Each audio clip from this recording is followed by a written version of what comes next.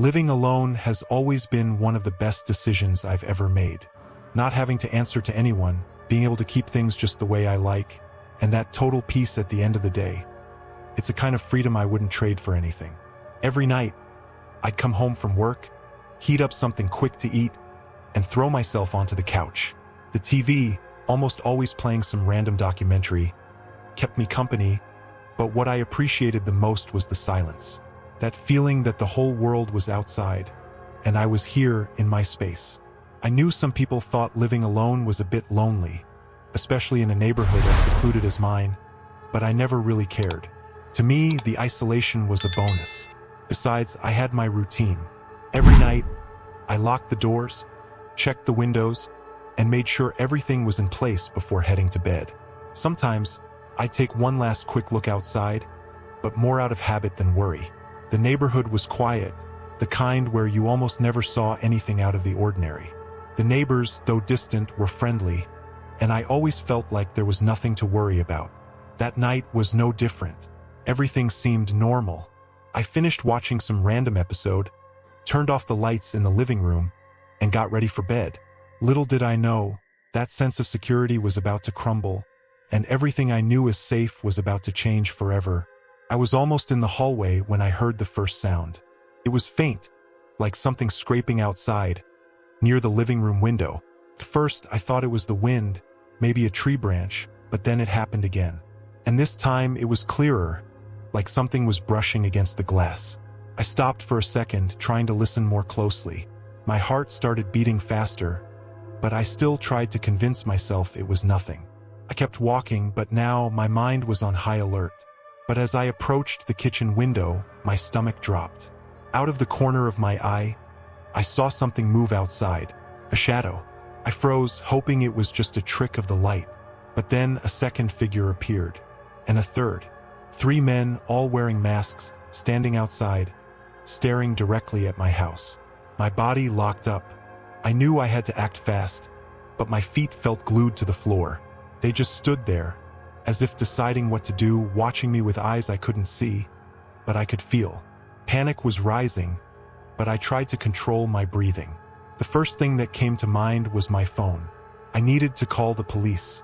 Slowly, without making any noise, I started moving toward my bedroom, where my phone was.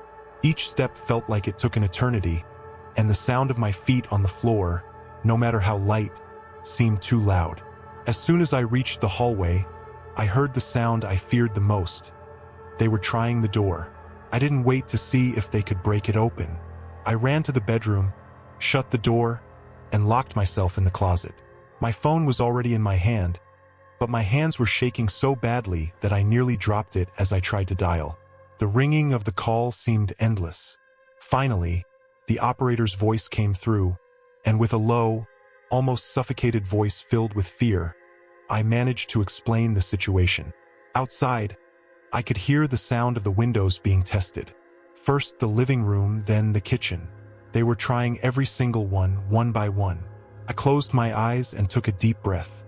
The only thing I could do was wait and pray the police would arrive in time. I stayed there, in the dark closet, gripping my phone tightly, trying not to make any noise. The silence was almost deafening. I could hear every beat of my heart as if it was echoing through the house. Outside, the sound of something being dragged across the window sent me into a panic. They were close, very close. Suddenly, I heard the unmistakable sound of glass shattering. My muscles tensed instantly. They had broken through one of the windows. The sound of them climbing through the frame and entering the house was so real, it felt like it was happening inside the closet with me. What had been an imminent invasion was now a terrifying reality. They were inside. I heard their heavy footsteps on the living room floor, moving slowly, as if inspecting the place. The sounds echoed through the house as they moved from room to room, looking for something or someone. Panic gripped me, my breathing became shallow, and I did everything I could not to make a sound. I knew the police were on their way, but each second felt like an eternity. I could hear their muffled voices now. I couldn't make out the words, but I knew they were talking to each other. One of them must have passed through the hallway, because the footsteps grew louder and closer. A shiver ran down my spine. They were just a few feet from where I was hiding. And then, out of nowhere, the voices stopped. I heard a distant sound, something like sirens far away. My heart leapt. It had to be the police. It had to be. The intruders must have heard it too, because in an instant, the slow, deliberate footsteps turned frantic and disordered. I heard the sound of their shoes running through the house, the front door being violently thrown open, and then absolute silence. I stayed there, in the dark, still not moving, not daring to take a full breath, trying to understand if the nightmare had really ended. I stayed in the dark of the closet for a few more minutes, still unsure if it was safe to come out. The sirens, though distant, were my only sign that maybe the intruders had gone. But the fear still paralyzed me. What if they were just waiting? What if this was a trick, a trap to lure me out of hiding? I tried to listen for any other sounds in the house, but everything was eerily quiet. Slowly, very slowly, I pushed the closet door open just enough to peek out. The room looked the same, the door still closed. I took a deep breath, gathering my courage, and opened the closet fully. The room remained in the shadows, just as I had left it, but the tension in the air was almost tangible. With cautious steps, I crossed the room and turned the doorknob. It clicked softly, and I opened it just a crack, enough to get a glimpse of the hallway. Nothing. Silence. My heart was still pounding, but I started walking down the hallway, each step deliberate, the fear of finding something or someone still very much alive. When I reached the living room, the damage was clear. Broken glass littered the floor, and the window was completely shattered. The cool night breeze drifted in through the opening, carrying the sound of sirens that were now closer. Even with the police approaching, the panic hadn't left me. I looked around, expecting to see shadows shifting or signs that someone was still there. Time seemed to stretch endlessly as I stood there, staring at the chaos they'd left behind. Every sound, no matter how faint, made my body tense, bracing for the worst. But then, finally, I heard what I had been waiting for. Loud knocks on the front door, and a firm voice shouting, "Police! Is everything okay in there?" I opened the door, relieved but still in shock. The officers entered, guns drawn, quickly searching each room of the house. One of them came over to me, asking questions, but everything felt like a blur. I could still hear their footsteps echoing inside my home.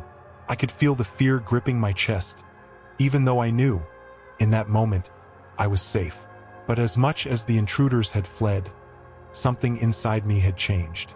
I knew, as I stared at the broken glass on the floor, that my home would never be the same. Even with the police there, with the flashing lights from their patrol cars outside and the officers combing through the house, the sense of security never returned. I answered all their questions on autopilot, describing the men, what I had seen, the sound of the glass breaking, but my words felt mechanical, like they weren't even mine. My body was there, but my mind was still stuck in that closet, hearing their footsteps, feeling the danger so close. After the police finished checking everything and confirmed that the intruders had fled, they left me with some advice. Reinforce the windows, install cameras, alarms. Things I had never thought I'd need until that night. They left, taking the sound of the sirens with them, leaving behind a suffocating silence. I closed the front door behind them and stood there for a moment, looking around. Everything looked the same, but I knew it wasn't. The silence I had once loved, that used to bring me peace, was now oppressive, filled with the memories of what had just happened. I couldn't look at my house the same way anymore. Every shadow seemed threatening. Every distant noise made me jump. When I finally moved, what had once been a calm routine, checking the doors, looking at the windows, was now a frantic ritual. I locked and unlocked the doors several times, checked the locks 2 or 3 times in a row, trying to convince myself I was safe. But the truth was, no matter how tightly the doors were locked, I knew the sense of safety I had felt before was gone. I spent that night on the couch, unable to sleep. Every sound outside, the rustling of leaves or the distant howl of the wind, made me jump. The clock seemed to barely move, and I kept asking myself over and over how everything could have changed so quickly. The feeling of vulnerability was overwhelming, as if I was always on the edge of something terrible happening again. When morning finally came, with the sunlight filtering through the curtains, I felt a brief moment of relief. But the fear was still there, just beneath the surface. I knew that this house, my refuge, would never be the same. And worse, neither would I.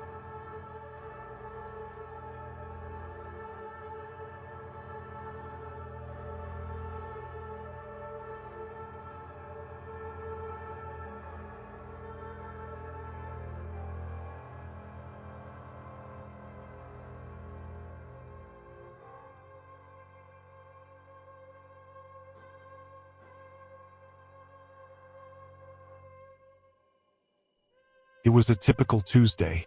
I was at work, focused on a report I needed to submit by the end of the day, when my phone started buzzing on the desk. I glanced at the number and saw it was Dan, my neighbor. He rarely called me, so the moment I picked up, I already felt a twinge of concern. "Hey Dan, everything all right? Man, I don't want to alarm you, but I saw someone suspicious hanging around your backyard. A guy, wearing a hood or something. I don't know, he looked sketchy. He went around back. Not sure if he's someone you know, but I thought I should tell you." My stomach dropped. It wasn't normal for something like that to happen in our neighborhood, especially during the day. "He went into the backyard?" I repeated, trying to process the information. "Are you sure?" Dan's voice lowered, like he didn't want to be overheard. "Yeah, I saw him clearly. I kept an eye on him, but he went around to the back of your house. I didn't see him leave." A chill ran down my spine. "Okay, I'll call the police right now. Thanks, Dan. Let me know if you see anything else." I hung up and felt the weight of worry settle in. I immediately called the police, telling them what Dan had seen. They promised to send a patrol car to check it out. The situation felt strange. My mind was torn between logic, telling me it was probably nothing, and that primal instinct screaming that something was wrong. I tried to get back to work, but my focus was shot. Every time I checked the clock, time seemed to crawl. The thought that someone could be in my yard, or worse, inside my house, made my skin crawl. I didn't know what to expect, but one thing was certain. The feeling that my home wasn't safe anymore had already started to take hold of me. I waited for what felt like hours, though it was probably just 30 minutes. My mind was racing, jumping between worst-case scenarios and trying to convince myself that Dan had just seen a delivery guy or someone harmless. But the knot in my stomach didn't loosen. Finally, my phone rang again. It was the police. "Mr. Harris? We've checked the perimeter of your house and walked through the yard. Nothing seems out of place, no signs of forced entry. It looks all clear." I exhaled, but it wasn't exactly relief. "Did you see anyone?" I asked, still tense. "No one's around now. It could have been a false alarm, or maybe someone was just passing through. If anything changes or you notice anything suspicious, don't hesitate to give us a call." "Yeah, thanks," I replied, hanging up the phone. I wanted to feel reassured, but something still didn't sit right with me. Maybe it was Dan's certainty in his voice, the way he had described the guy. Maybe it was just my mind playing tricks on me after that unsettling call. But either way, I couldn't shake the unease. When I got home later that evening, I half expected to find everything in disarray, like some sign that the police had missed something. But when I walked through the front door, the house was just as I had left it. The yard was quiet, the windows were intact, and nothing looked out of place. I stopped by Dan's house on my way in, thanking him for keeping an eye on things. He shrugged, his face still lined with concern. "Better safe than sorry," he said. "But keep an eye out, you never know." Back inside, I walked through the house, checking every room out of pure paranoia. Everything was normal, and yet that weird feeling of being watched lingered, a gnawing sense that maybe the danger wasn't gone, just waiting. I tried to brush it off, telling myself it was nothing. But as the sun started to set and the shadows crept into the house, I couldn't help but feel like something was off. That night, I tried to settle in, but the house felt different. It was quiet, sure, but not in the peaceful way I was used to. Every creak, every small sound, made me snap to attention. I kept telling myself it was just the house settling, normal noises I'd heard 100 times before, but tonight, they felt heavier, more deliberate. I lay in bed, staring at the ceiling, forcing myself to breathe slowly, trying to will myself to sleep. But then, around midnight, I heard something, a soft shuffle. At first, I thought I was imagining it, but there it was again, a barely audible sound, like something brushing against the wall. I sat up in bed, straining to listen. My mind raced, trying to rationalize it. Maybe it was the wind, maybe a tree branch, but it was too steady, too close. I grabbed my phone, its screen glowing dimly in the darkness. No messages, no missed calls.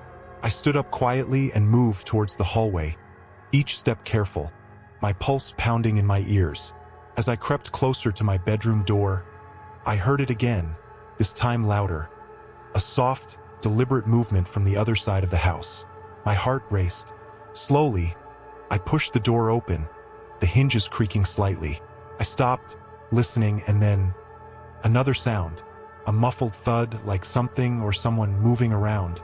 I wanted to tell myself I was being paranoid, but the feeling in my gut said otherwise.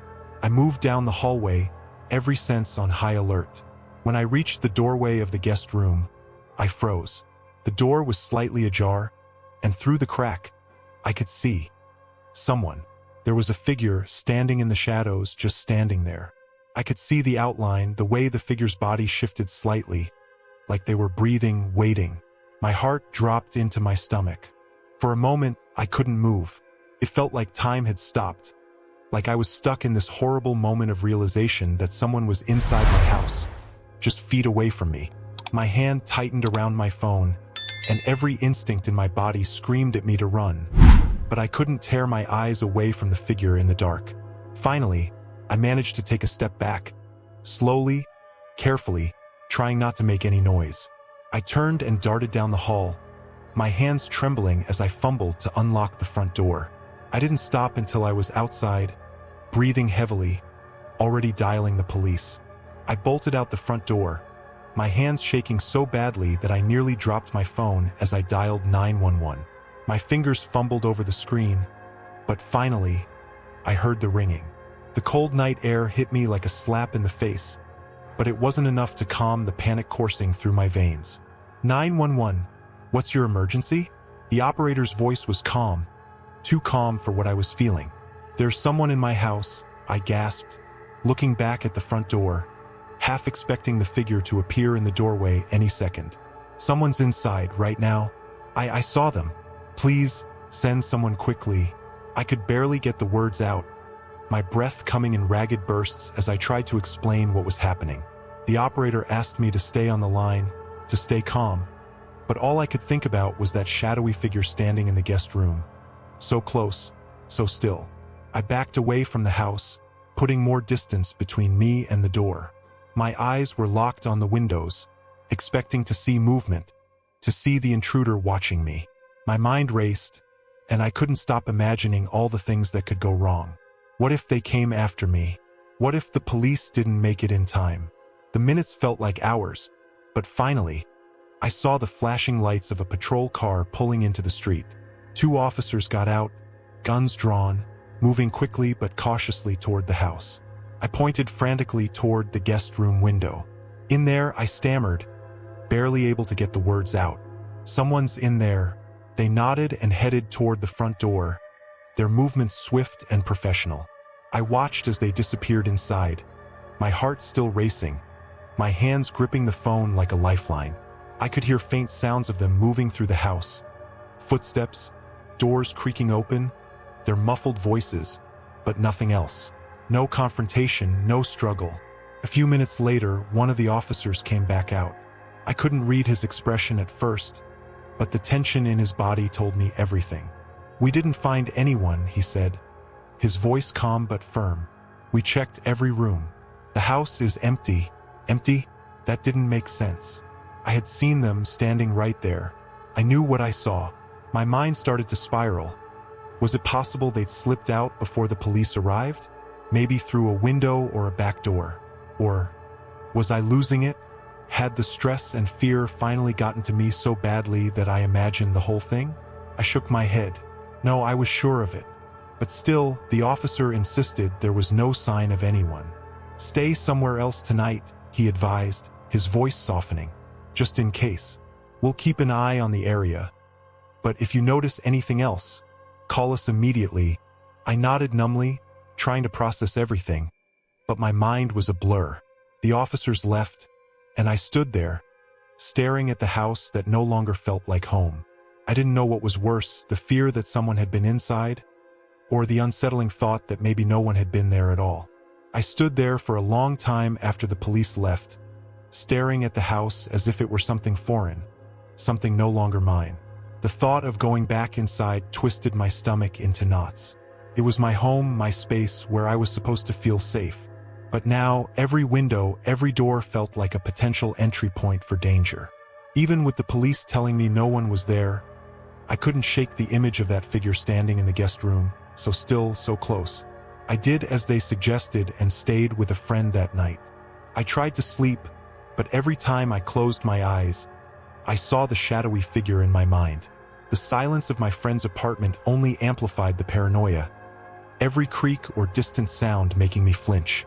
I kept replaying the moment in my head, wondering if I'd missed something. Maybe there was another way out of the house that the police hadn't seen? Maybe they were still out there, watching, waiting for me to come back. The next morning, I went back to the house, though every fiber of my being screamed not to. Walking through the front door felt like stepping into someone else's life. Everything was exactly as I'd left it, but it felt wrong. The house was too quiet, the air thick with a tension I couldn't explain. I checked every room again, almost hoping I'd find something, some explanation. But there was nothing. Days passed, but the feeling didn't go away.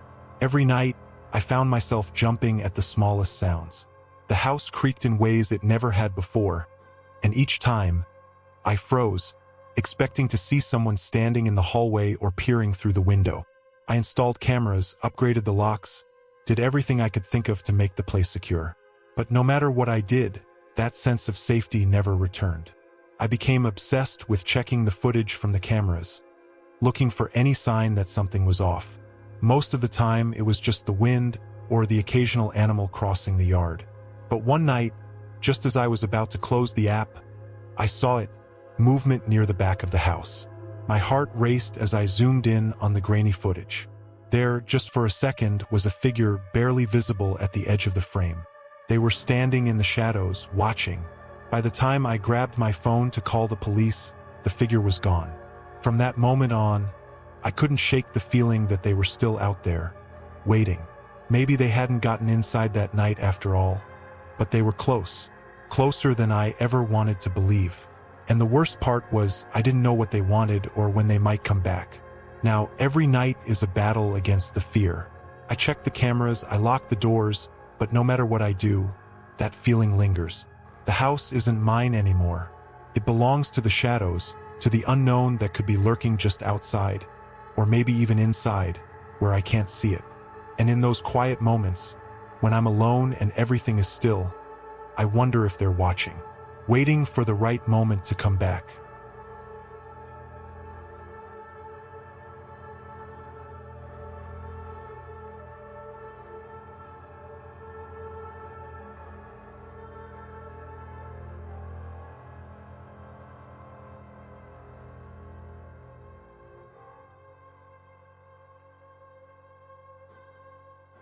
It was just another quiet evening.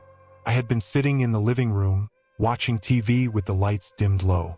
Everything about the night felt normal, peaceful even. But then, out of the corner of my eye, I noticed headlights slowly sweeping across the front windows. At first, I thought it was nothing, maybe just a neighbor pulling into their driveway. But something felt off. The car didn't pull into a driveway. Instead, it crawled down the street, moving slower than any car normally would. I got up and moved closer to the window, careful not to be seen. The car, an old sedan with tinted windows, passed right by my house, barely making a sound. It wasn't just the slow pace that unnerved me, but the way it seemed to glide, like it was deliberately creeping through the neighborhood. My street is usually quiet, especially at this time of night, and I knew most of the cars around here. This one, I'd never seen it before. I watched as it continued down the road, headlights cutting through the darkness, before it eventually disappeared around the corner. My mind immediately tried to rationalize it.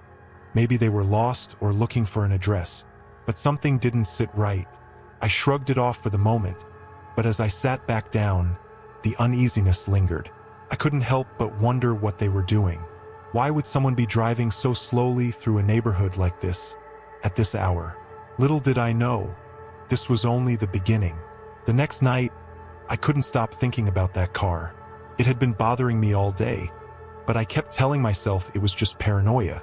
Maybe it was just someone lost, or a random driver passing through. But as the evening rolled around again, I found myself checking the window more often, glancing outside just to be sure. And then it happened. The same car. It was unmistakable, the same old sedan moving just as slow as the night before. This time, though, it stopped, right in front of my house. My heart skipped a beat as I ducked behind the curtain, peering out just enough to see. The headlights were off, but the car was sitting there, idling in the street, like whoever was inside was watching, waiting. I felt a cold wave of dread wash over me. What the hell were they doing? The car didn't move for what felt like an eternity, just sitting there, engine rumbling quietly. I squinted, trying to see through the dark windows, but it was no use. I couldn't make out a thing. I glanced at my phone, debating whether to call someone, but I didn't want to overreact. Still, the longer that car sat there, the more my anxiety spiked. Then, just as suddenly as it had stopped, the car's headlights flicked back on, and it slowly started to move again. Not fast, just that same eerie crawl down the street. I stood there, frozen, watching until it disappeared around the corner again. But this time, it felt different. It didn't feel like a coincidence. They were watching me. I was sure of it. I stayed by the window for a while after that, scanning the street, but the car didn't come back. Still, I couldn't shake the feeling that something was very, very wrong. That night, sleep didn't come easily. Every creak of the house, every gust of wind outside had me on edge. I kept thinking about that car, the way it just sat there, watching. I told myself I was overreacting, but no matter how much I tried to convince myself, the feeling of unease wouldn't go away. Around 2 a.m., I was jolted awake by a noise, faint but unmistakable. It came from the back of the house. My heart started racing. At first, I thought it might have been part of a dream, but then I heard it again. A subtle scraping sound, like metal against wood. I jumped out of bed, adrenaline flooding my veins, and moved silently toward the window. Peering out from behind the curtains, I saw it. The car. It was back, parked down the street this time, its headlights off. And this time, two figures had gotten out. They were moving around the side of my house, staying low, trying to avoid detection. I froze. They were trying to break in. I could hear them now, much clearer, the distinct sound of tools being used, probably on the back door. My mind raced. I didn't have an alarm system, and calling the police would take too long. They'd be inside before help could arrive. Panic gripped me. I didn't have time to think. I needed to act now. I carefully stepped back from the window, my mind scrambling for an idea.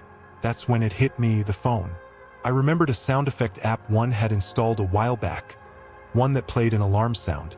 It was loud, obnoxiously loud, and it might be enough to make them think twice. I grabbed my phone and turned the volume all the way up. With shaking hands, I found the app and selected the loudest, most piercing alarm sound available. The moment I hit play, the house filled with the deafening wail of an alarm, echoing off the walls. For a few heart-stopping seconds, I waited. Then, I heard it.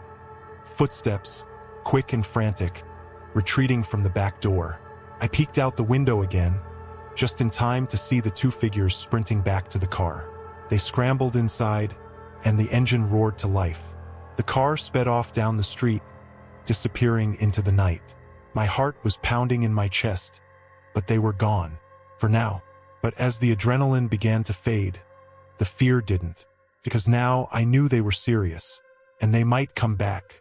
As the sound of the car's engine faded into the distance, I stood there in the dark, the fake alarm still blaring through my phone. My hands were trembling, and I had to force myself to take a breath. It worked. The sound had scared them off, but the reality of what had just happened began to sink in. I quickly silenced the alarm, leaving the house in an unsettling quiet. My heart was still pounding in my chest as I moved through the house, making sure every door and window was locked. It felt like a pointless ritual now, knowing they had already tried to break in. My back door had clear signs of tampering. A lock almost pried open, scratch marks on the frame. They had been close, too close. My mind raced, still buzzing with fear and adrenaline. I paced around, checking the windows, half expecting to see that car come creeping back down the street. But there was nothing, just darkness and the eerie quiet of the neighborhood. I knew I had to call the police, but I was hesitant. What would I even say? That 2 people tried to break in, but they left because I scared them with a phone app? Felt absurd. Still, my gut told me I had to report it. Even if they didn't find anything, I needed to know someone else was aware. I couldn't just keep waiting for that car to return. I dialed the number with shaking fingers and explained what had happened as calmly as I could. The dispatcher took my information and said they'd send a patrol car to check the area. But as I hung up the phone, the thought hit me, they wouldn't find anything. Whoever those people were, they were already long gone, and I knew deep down that if they were willing to come back twice, this wouldn't be the last time. I locked every door again, double-checking each window, but the security I used to feel in my own home was shattered. The walls felt thinner, the locks weaker. The darkness outside seemed deeper, filled with eyes that I couldn't see, but I knew were there. I sat on the couch, too on edge to sleep, and waited for the police to show up. When they arrived, they walked the perimeter with flashlights, shining them across my yard, my windows, the places I told them had been disturbed. I watched from the window as they moved around, talking into their radios, but I already knew the outcome. They wouldn't find anything, just as I feared. After about 20 minutes, one of the officers knocked on the door. "We didn't see anyone," he said, confirming what I already knew. "But we'll keep a unit patrolling the area for the rest of the night. You should call us if you see that car again." I nodded, thanking him, but I could tell from his face that he probably thought it was a false alarm. People get paranoid, see things that aren't there. That's what he was thinking. But I knew what I saw. I knew what they were trying to do. After the police left, I sat there, staring out the window at the street. Every passing car made me flinch, wondering if it was them coming back for a third time. I could barely think straight. The fear had rooted itself so deep that I couldn't relax, couldn't let my guard down. I wasn't sure how I was going to make it through the rest of the night. After the police left, I was alone with my thoughts and the silence. It was almost suffocating. Every creak, every shift of the house made me jump. I sat on the couch, still staring out the window, my eyes scanning the street for any sign of movement. But there was nothing, just the eerie quiet of the neighborhood, broken only by the occasional hum of a distant car or the wind rustling the trees. I wanted to believe that it was over, that I'd scared them off for good. But something inside me knew better. They'd been here twice already. They were patient. They weren't just random thieves. They had targeted my house, and they'd be back. The thought gnawed at me, making it impossible to relax. I kept going over every little detail in my mind, trying to figure out why. Why my house? What were they after?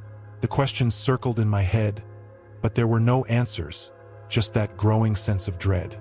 I must have checked the locks a dozen more times that night, walking through the house like I was in a trance, making sure everything was secure. But it didn't matter. No matter how many times I turned the deadbolt, it didn't make me feel any safer. The sense of vulnerability was overwhelming, like the walls of my house were made of paper, like the darkness outside was pressing in, waiting for the perfect moment to strike again. Sleep wasn't an option. I stayed up the entire night, my eyes glued to the windows, every muscle in my body tense, ready to react at the slightest sound. But as the hours dragged on, nothing happened. No car, no figures lurking in the shadows, just the creeping fear that they were out there somewhere, waiting. The next day wasn't any better. I tried to go about my routine, but I couldn't focus on anything. Every time I stepped outside, I felt exposed, like someone was watching me. The paranoia clung to me, making it impossible to shake off the fear. Even in broad daylight, I found myself looking over my shoulder, half expecting that car to roll around the corner again. I talked to some neighbors, asked if anyone else had seen the car or noticed anything strange. Most of them shrugged it off, saying they hadn't seen anything unusual. That only made me feel more isolated, like the threat was something only I could see. Days passed, and though the car didn't return, the fear never left. I couldn't stop thinking about it, couldn't stop imagining them coming back in the dead of night, when I least expected it. Every evening I sat by the window, waiting, watching. The thought of going to sleep felt impossible, like letting my guard down for even a moment would invite them back. Eventually, I realized that my house no longer felt like home. It had become a prison, a place where I was constantly on edge, constantly waiting for the next moment of terror. I thought about moving, about getting away from this nightmare, but deep down I knew it wouldn't be that simple. The fear had already taken root inside me, and no matter where I went, I knew it would follow.